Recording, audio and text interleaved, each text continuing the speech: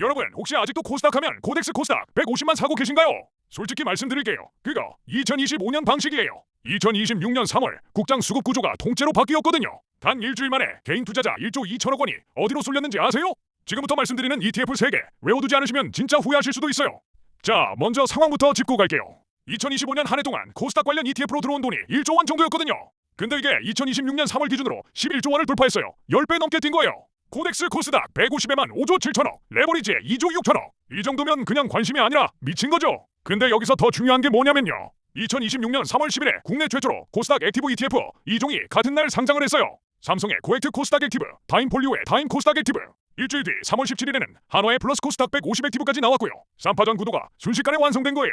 이게 왜 중요하냐면 기존 패시브 ETF의 구조적 한계 때문이거든요. 솔직하게 말씀드릴게요. 패시브 ETF의 가장 큰 문제가 뭐냐면요. 코스닥 150 지수 안에서 상위 10개 종목이 시가총액의 약 45%를 먹고 있어요. 무슨 말이냐면 5조 원이 들어와도 그 돈이 알테오젠, 에코프로비엠, 에코프로 같은 대형주로만 쫙 쏠린다는 거예요. 하위 100개 종목한테 가는 돈은 진짜 쥐똥만큼이에요. 게다가 코스닥 150 섹터 구성 보면 바이오 비중이 거의 34에서 40%예요. 그러다 보니 악순환이 생기는 거죠. 바이오 대형주 오르면 지수 내 비중 커지고, 비중 커지면 패시브 ETF가 또 사고 또 오르고, 이게 자기 강화적 순환이라고 하는데요. 특정 섹터에 과열이 계속 쏠리는 구조였던 거예요.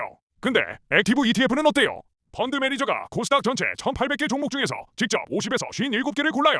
코스닥 150에 없는 중소형 유망주한테도 돈이 가는 거죠. 수급 사각지대가 해소되는 겁니다. 근데 여러분, 이게 그냥 자연스럽게 일어난 일이 아니에요. 정부가 판을 제대로 깔았어요. 2026년 1월 29일 기획재정부가 기금 자산운용 지침을 개정했거든요. 뭘 했냐면 연기금 평가 항목에 코스닥 투자 비중 5%를 신설했어요. 이게 무슨 뜻이냐면 국민연금 같은 연기금이 코스닥 투자를 사실상 의무적으로 해야 된다는 거예요. 벤처 투자 가점도 2배로 확대했고요. 근데 연기금이 코스닥 개별 종목을 하나하나 리서치하긴 부담스럽잖아요. 그럼 뭐가 가장 효율적이에요? 펀드 매니저가 종목 다 골라주고 분산도 되어 있는 코스닥 액티브 ETF. 이게 기관 수요를 빨아들이는 블랙홀이 된 거죠. 실제로 상장 첫 주에 기관 투자자가 코스피에서는 8천억 팔아치우면서 코스닥에서는 8,500억을 순매수했어요. 방향이 완전히 반대예요. 자, 이제 본론 3개 ETF 하나씩 뜯어볼게요. 첫 번째, 삼성 자산운용의 코액트 코스닥 액티브. 이거 진짜 중요하니까 잘 들으세요. 운용 전략은 분산형 공격적이에요.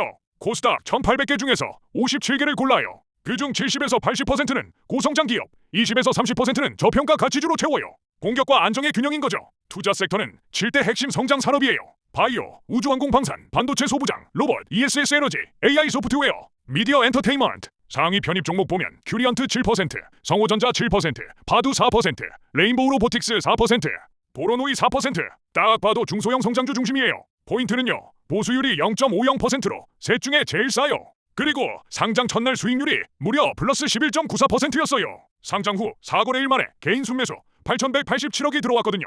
종목 발굴에 진심인 사람이라면 코액트가 답이에요. 두 번째, 타임폴리오 자산운용의 타임 코스닥 액티브.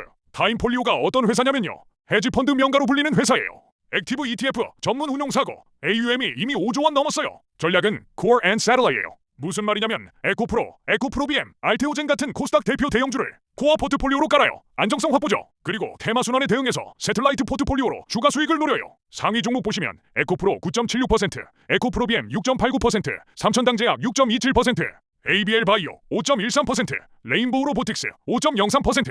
코액트랑 비교하면 딱 느껴지죠. 타임은 대형주 중심이에요. 보수율은 0.80%로 셋 중에 제일 비싸요.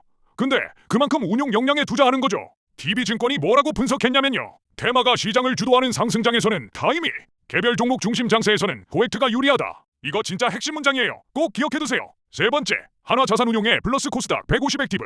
3월 17일 상장으로 조금 늦게 합류했죠. 이 ETF는 전략이 좀 달라요. 압축 집중형이에요. 코스닥 150을 벤치마크로 하긴 하는데 150 종목 다 안 담아요. 약 30개 종목으로 압축해요. 대신 액티브 상관계수 70%를 유지하는 자체 방법론을 만들었어요. 섹터 비중이 공개되어 있는데요. 바이오 29%, 반도체 27%, 에너지 23%. 3대 성장 섹터에 집중하면서 패시브 대비 바이오 비중은 낮추고 반도체랑 에너지 비중은 높였어요. 균형 잡으려고 한 거죠. 보수율은 0.63%, 딱 중간이에요. 바이오만 올라도 부담스럽고 반도체만 올라도 아쉬운 분. 그러니까 균형 잡힌 섹터 배분을 원하는 분한테 딱이에요. 자, 여기까지 오셨으면 이제 진짜 핵심 하나 짚고 갈게요. 상장 첫 주에 1조 2천억이 액티브 ETF로 들어왔다고 했잖아요. 근데 같은 기간 패시브 코스닥 ETF에서는 2,900억이 빠져나갔어요.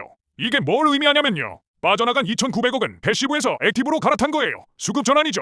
근데 나머지 9,100억은 완전히 새로 들어온 신규 자금이에요. 전체의 75.8%가 순수 신규 유입이라는 거죠. 이게 왜 중요하냐면요. 코스닥 시장 전체의 수급 저변이 확대되고 있다는 신호거든요.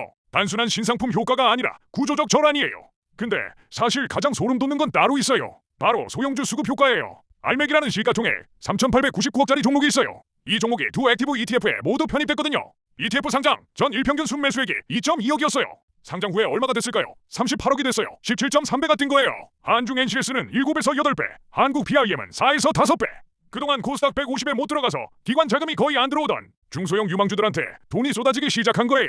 이게 바로 수급 사각지대 해소라는 거예요. 실적 좋아도 지수에 없으면 무시당하던 종목들한테 드디어 햇빛이 드는 거죠.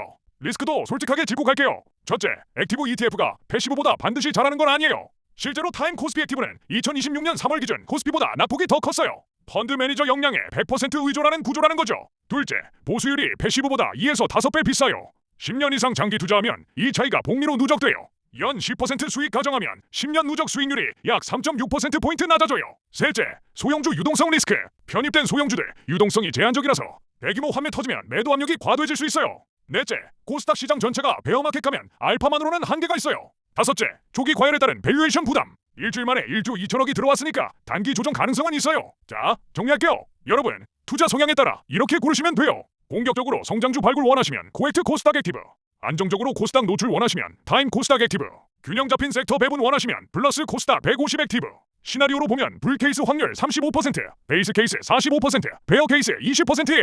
긍정적으로 보는 시각이 더 많다는 거죠. 마지막으로 진짜 중요한 거 하나. 이 세 개 ETF 다 출시된 지 일주일밖에 안 됐어요. 트랙 레코드가 너무 짧아요.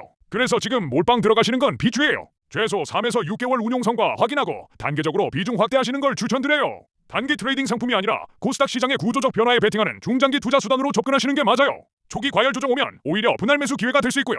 패시브 시대는 끝났어요. 이제 액티브 본격 경쟁 시대예요. 코액트, 타임, 플러스. 이 세 개는 국장 투자하시는 분이라면 무조건 외워두세요. 여러분은 이 세 개 중에 어떤 ETF가 가장 끌리세요? 댓글로 꼭 남겨주세요. 오늘도 굿락!